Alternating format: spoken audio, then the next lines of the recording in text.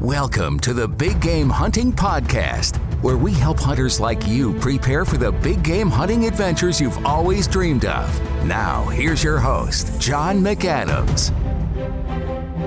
Hello, John McAdams here, and you are listening to episode 260 of the Big Game Hunting Podcast. Now, most hunters would probably agree that, at least at first glance, it makes a whole lot more sense to use more modern cartridges like the 223 Remington or the 204 Ruger instead of the little 22 Hornet for smaller game and varmint hunting. After all, those newer cartridges shoot heavier bullets at a higher velocity, and that translates into more kinetic energy, flatter trajectories, and better downrange performance.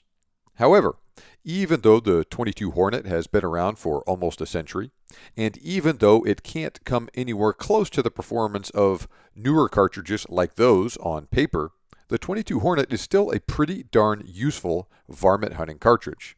So in this episode, I'm going to show you exactly what I mean and go over some situations where the 22 Hornet is actually a better choice for certain hunters than some of those newer cartridges like the 223 or the 204 Ruger or the 22-250 Remington, and we can discuss whether or not it makes sense for you to consider adding one to your collection.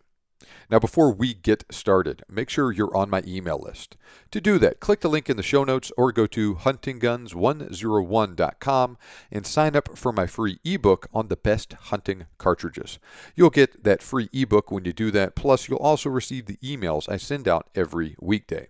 These are entertaining and informative emails about hunting, shooting, ballistics, etc. I get feedback all the time from people telling me how much they enjoy receiving those emails and how much they look forward to hearing from me every weekday. So make sure you are getting them too by going to huntingguns101.com or by clicking the link in the show notes. Okay, now let's get started talking about the 22 Hornet, and as usual, we will start with the history of that cartridge.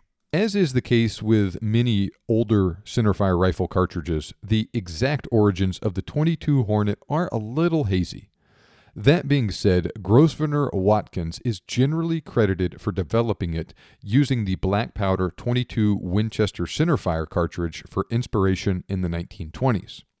Intrigued by the new cartridge, Townsend Whalen tested it out a few years later in a modified Springfield rifle. To put it mildly, Whalen was impressed with the performance of the 22 Hornet. First off, the early 22 Hornet load he tested of a 45-grain soft point bullet at about 2,400 feet per second had no real peer at the time. Since it was the first small-bore, high-velocity cartridge designed for small game and varmint hunting, the 22 Hornet was truly an innovative development.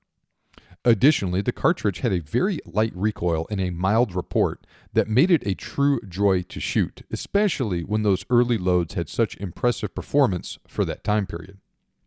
Now finally, the cartridge was also extremely accurate. Some accounts from that time period state that the 22 Hornet was the most accurate centerfire cartridge the technicians at Winchester had ever encountered up until that point.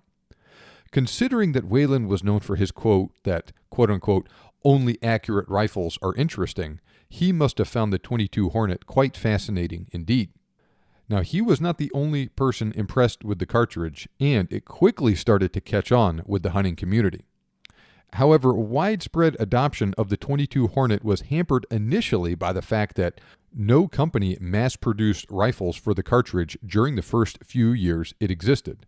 For that reason, shooters during the early days of the 22 Hornet primarily used customized rifles like the bolt-action Springfield Model 1922 or the single-shot Martini Cadet. Now, since most of those rifles were converted from the rimfire 22 long rifle cartridge, they had a 2 to 3 inch groove diameter, and we'll talk more about this in a minute. However, after Winchester Model 54 rifles chambered in 22 Hornet went into large-scale production in 1933, the cartridge really made it into mainstream use. Other companies soon began producing bolt-action and single-shot rifles for the cartridge to keep up with exploding demand.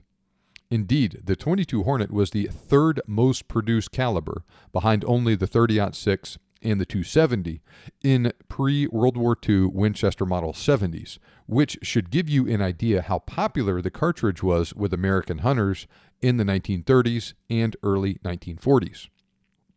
Now, the 22 Hornet was also widely adopted in Europe, where it is known as the 5.6 by 35 millimeter.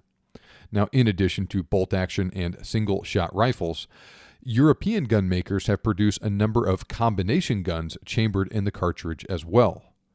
Now, after World War II, the 22 Hornet started to decline in popularity for a couple of different reasons. For one thing, the major U.S. gun manufacturers started producing the rifle with a .224-inch diameter groove in line with the other centerfire 22 caliber cartridges in production. Now, obviously, changing the bore diameter of a cartridge already in mass production can present some challenges. Now, the introduction of the high-velocity 222 and 223 Remington cartridges in the 1950s and the 1960s also stole some of the varmint hunting market share away from the 22 Hornet. Through all of that, the 22 Hornet has refused to die, and it is still hanging around to this day as a relatively popular varmint cartridge. Now, even though it doesn't compare favorably on paper to many more modern cartridges, there's no denying that the 22 Hornet has quite the appeal to varmint hunters looking for an accurate cartridge with a tame recoil and a mild report. Now, one of the reasons why the cartridge became so popular was because it was so darn effective on small game and varmints like foxes, bobcats, and coyotes at short to moderate range. Now, when it was first designed, scopes were nowhere near as common as they are now, so the vast majority of hunters using the 22 Hornet in those early years were shooting with iron sights. Now, with a maximum effective range of around 200 yards, the cartridge allowed hunters to hit small targets about as far as was realistically possible for most people with iron sights. Now, since it had a very flat trajectory and a well-deserved reputation for accuracy, the 22 Hornet performed marvelously in that role and also had the added bonus of keeping recoil and muzzle blast to an absolute minimum.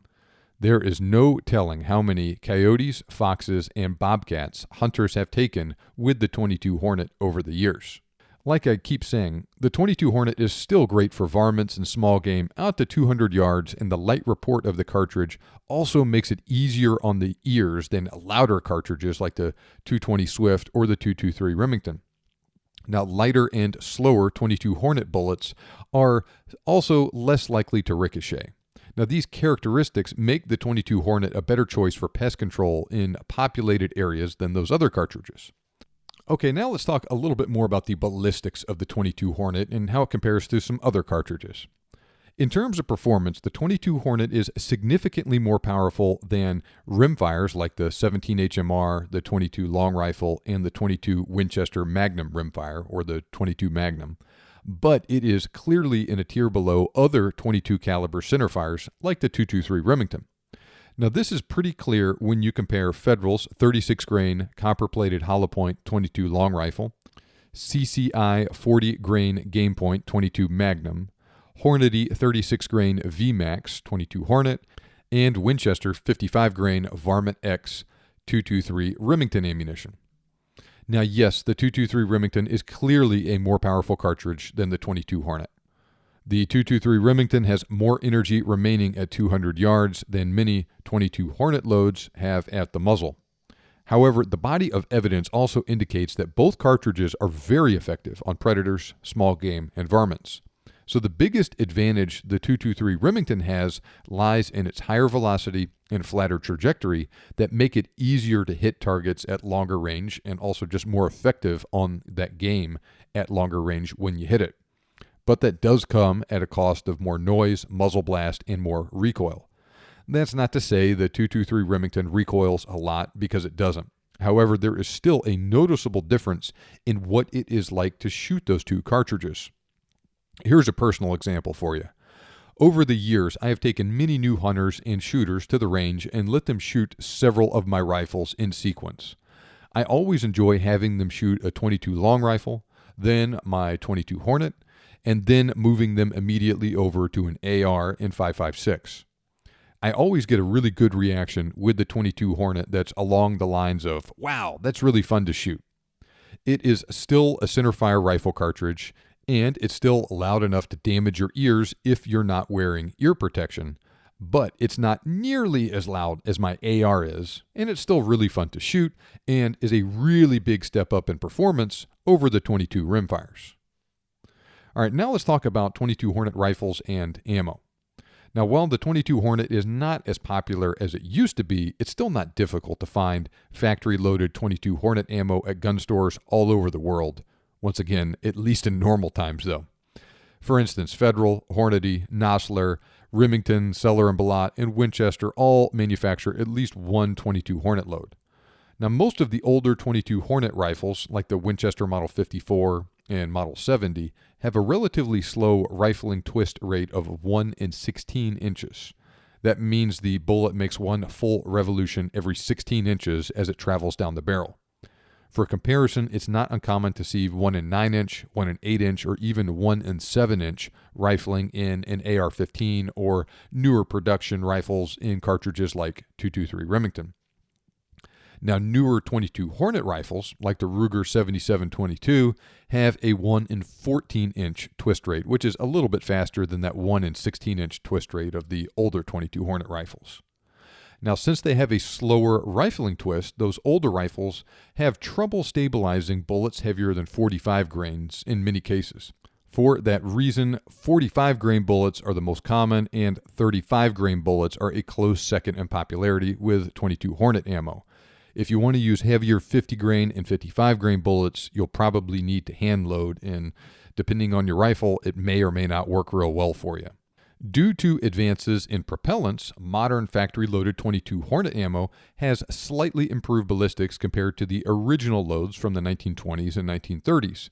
Exact performance varies depending on barrel length, but for instance, Hornady advertises a muzzle velocity of 3,100 feet per second for their 35 grain varmint express ammunition and 2,665 feet per second for their 45 grain interlock ammo.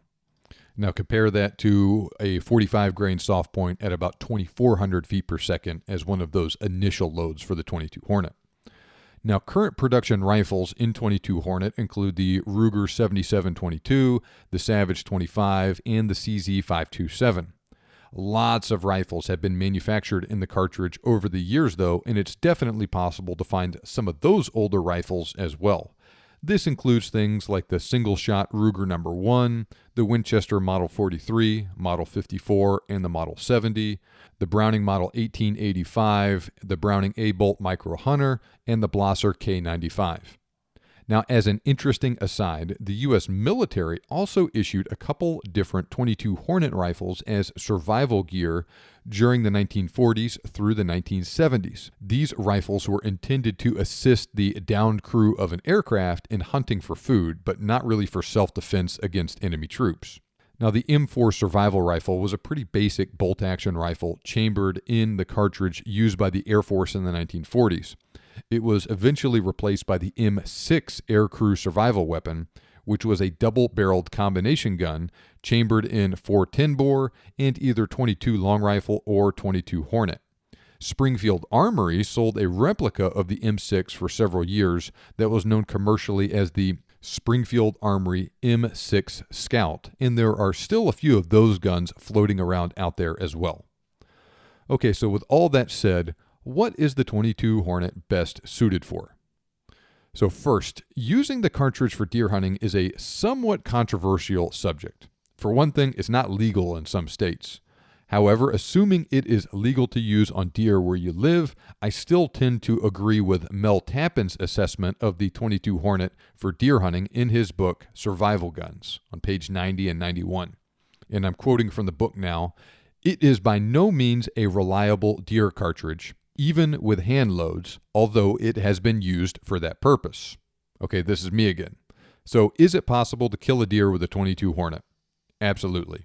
In fact, my grandfather killed his first deer with a bolt-action 22 Hornet many years ago. Now, unfortunately, his experience pretty well sums up the two scenarios most likely to play out if you shoot a big game animal with that little cartridge. So he was deer hunting in Louisiana and encountered a small buck. And he initially shot that buck in the shoulder and caused a nasty, but probably not immediately fatal wound. The deer ran a short distance, stopped, turned, and looked at him for a few seconds. Now, fortunately, he had time to reload and shoot the deer again. This time, he shot it in the head, and the deer dropped in its tracks. Now, my grandfather told me that he always regretted shooting the deer with that cartridge. Now, while he kept that rifle and ended up killing probably hundreds of coyotes and other varmints with it over the course of the rest of his life, he never took it deer hunting again.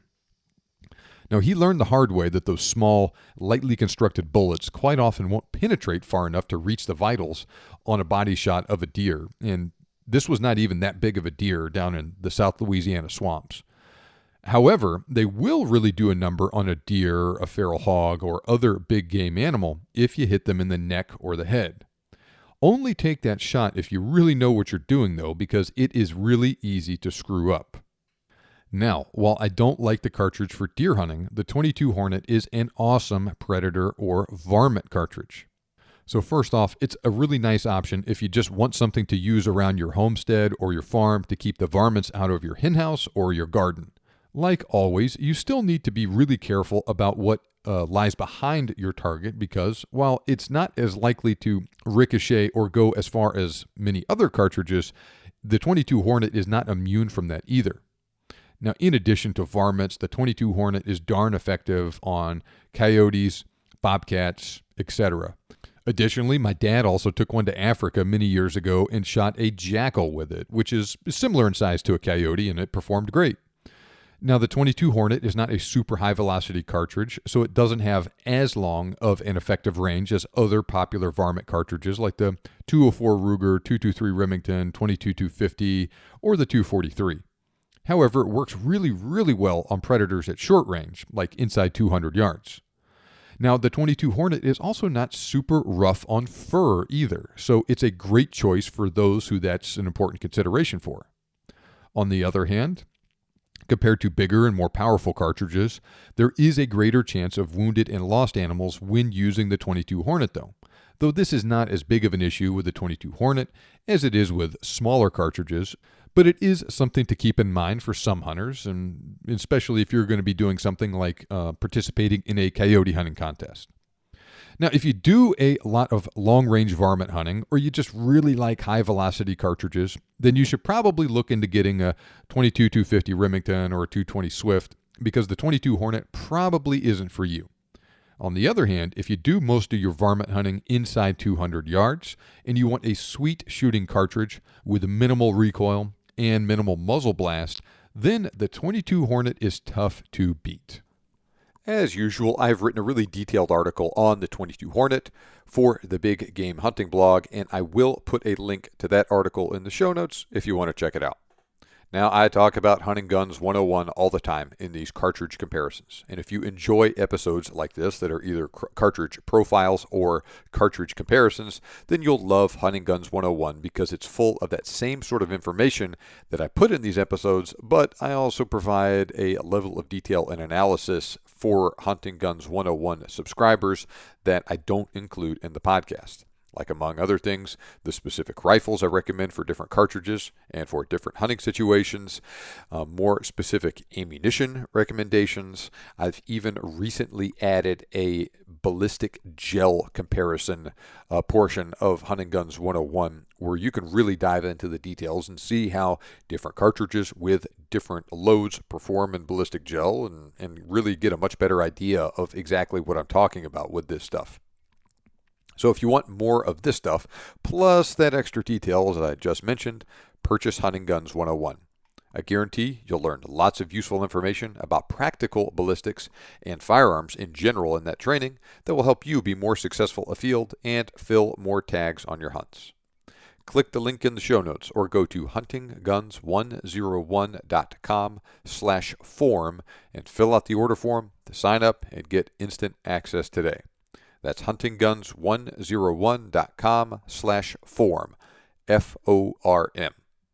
Remember, you can make your dream hunt turn into a reality, and I can help. Thanks for listening, and I'll see you back here next time on the Big Game Hunting Podcast.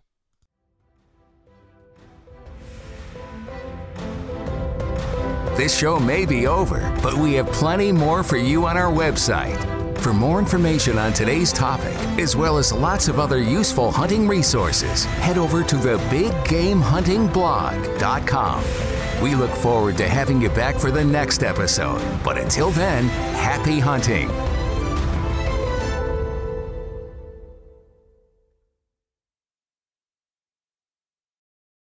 Did you know that most vitamin D3 supplements come from sheep's wool? I'm Kat, founder of Ritual. We're making traceability the new standard for the supplement industry. When I was pregnant, I couldn't find a multivitamin I could trust, so I created my own. Ours is made traceable, third-party tested, and clean label project certified. Oh, and our vitamin D3? It comes from sustainably harvested lichen from England, not sheep.